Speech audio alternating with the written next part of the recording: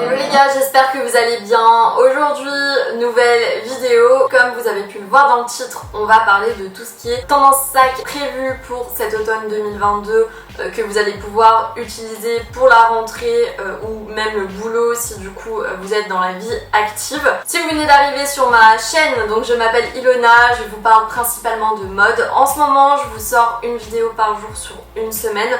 Donc n'hésitez pas à vous abonner et activer les notifications pour n'en louper aucune. On décortique ensemble un petit peu tout ce qui va être tendance du moment. Donc comme je vous le disais, c'est bientôt la rentrée pour certains et certaines.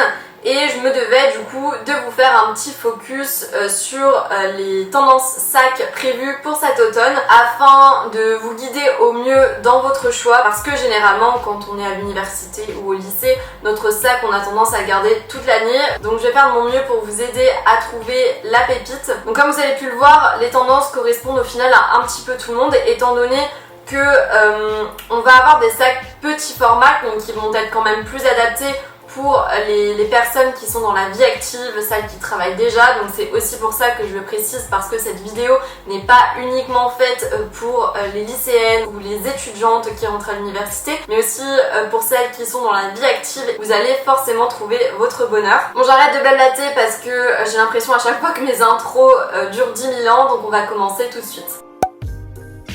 Alors, le premier sac qui est pour moi un incontournable cette saison, c'est le sac Obo. On l'a déjà pas mal vu ce printemps-été, ça faisait également partie des tendances sacs à avoir, et là on le retrouve une nouvelle fois.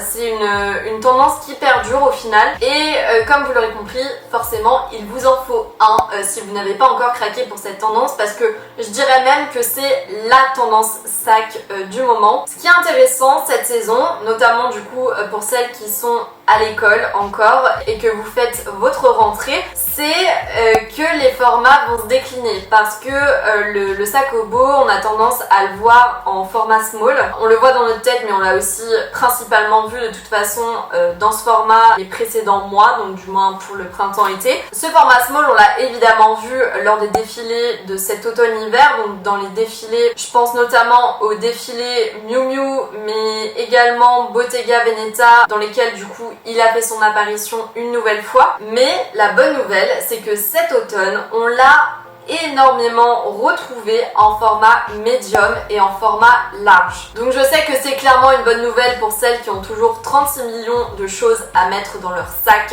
Vous allez pouvoir partir sur des gros formats, remettre plein de choses et pas rester dans les formats small auxquels finalement on a été habitué ces derniers mois. Ces gros formats, ils ont été repérés sur des défilés comme Louis Vuitton, on l'a aussi vu chez Givenchy. Au niveau des matières, on le retrouve principalement en cuir, mais on l'a aussi aperçu en tweed chez Chanel. Et au niveau des couleurs, il n'y a pas vraiment de couleur particulière, c'est vraiment à vous de voir selon vos préférences. Vous voyez si vous préférez partir sur du noir, du rose, du violet, du blanc, enfin voilà, éclatez-vous. Pour le sac Obo, en tout cas, il n'y a pas, on va dire, de standard, donc prenez au final celui que vous voulez. Ensuite, le second hit bag de la saison, c'est le Kaba. La bonne nouvelle, c'est que ce sac, c'est une nouvelle fois un petit peu de fraîcheur. On va pouvoir mettre plein de choses dedans, parce que cette saison, il a aussi été vu en format large. Au niveau des matières, on n'est pas sur le sac en toile que vous voyez et qu'on va prendre par exemple pour faire ses courses. On est sur des sacs en toile qui sont quand même plus travaillés. Je vous mettrai des liens en barre d'infos, et même de toute façon à gauche à droite de moi normalement vous avez un petit peu ma petite sélection qui passe. Et le second type de Kaba que l'on va énormément voir, donc qui va en revanche être peut-être davantage adapté pour l'hiver, mais c'est les Kaba en teddy. Pour ma part, je suis amoureuse de cette tendance. Dès que on va avoir un petit peu plus de modèles sur le marché, vous pouvez être sûr que je vais foncer pour cette tendance. Le teddy en hiver, c'est ma matière favorite, on est tellement bien dedans, ça tient chaud, et puis je trouve que ça donne un côté casual, mais en même temps travaillé. Enfin, c'est une tendance que j'adore et que je peux que vous recommander, mais bon, pas tout de suite, on verra ça plus tard une nouvelle fois. Ensuite, ce qu'on va retrouver au niveau des sacs, ça va être la tendance color block. Oula, automne, color block, c'est bizarre. Alors oui, honnêtement c'est une tendance que je n'avais pas du tout anticipée pour le coup, mais qui est bien présente et que l'on va beaucoup voir ces prochains mois. Parce que c'est simple, sur tous les défilés, il y avait de la couleur au niveau des sacs. On a vu, comme je vous disais, dans ma dernière vidéo, du rose fuchsia chez Valentino. D'ailleurs, petit aparté, je vous ai fait une vidéo hier, avant-hier, sur les tendances mode de cet automne pour cette rentrée. Donc n'hésitez pas à la checker, je vous la mets juste ici, ou si vous voulez la checker après, ça sera peut-être mieux même. Donc je reprends au niveau du color block pour les sacs. On l'a également vu en rouge vif chez Valentino, en bleu céruléen chez Versace. Donc voilà, vous l'avez compris, le color block, vraiment les sacs de couleur vive, c'est un must-have cette saison et c'est quelque chose qui va être très tendance. J'ai également vu beaucoup de vert au niveau des modèles, puisque j'ai commencé un petit peu à regarder à droite à gauche. Ce qui est cool, c'est que d'avoir ces sacs de couleur vive, ça va permettre d'apporter du peps à nos looks qui sont souvent sombres en hiver et qui manquent un petit peu de joie, hein, il faut se l'avouer. Ça va permettre de rehausser tout ça. Et en plus, vous le savez, je vous le répète aussi souvent, ce genre de détails, ça change clairement tout dans un look. Donc, je vous encourage vivement à y succomber.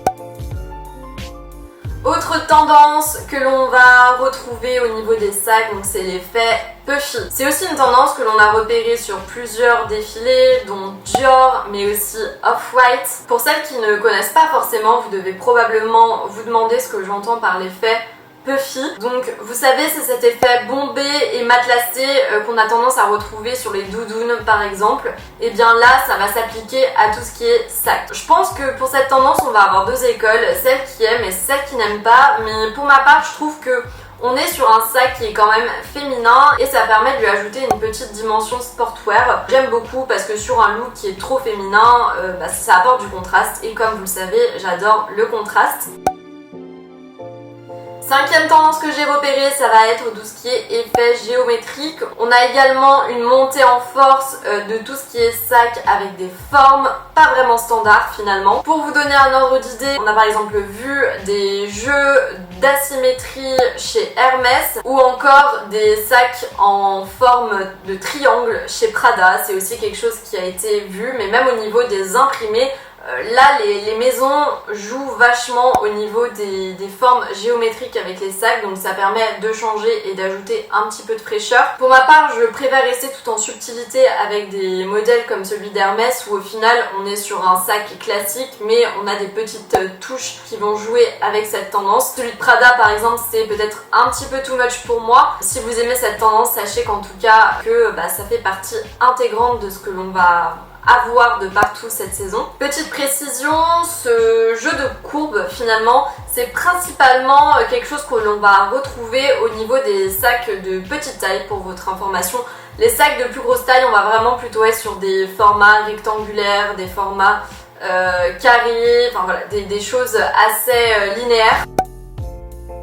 Enfin, dernière tendance au niveau des sacs, ça va être tout ce qui est maillon. Donc les sacs à maillon ou à chaîne XXL si vous préférez. C'est aussi une tendance que l'on a beaucoup vue sur les défilés, notamment chez Fendi mais aussi chez Stella McCartney. C'est une tendance qu'on va pouvoir décliner parce que par exemple, les maillons ont été vus de couleurs neutres chez Fendi et de couleurs super vives chez Stella McCartney. Donc c'est à vous de voir ce que vous préférez. Voilà pour mon petit décryptage des tendances pour tout ce qui est sac prévu pour cette rentrée / automne 2022. N'hésitez pas à mettre un petit j'aime si la vidéo vous a plu. Et puis je vous dis à demain pour la prochaine vidéo. Allez, bye bye.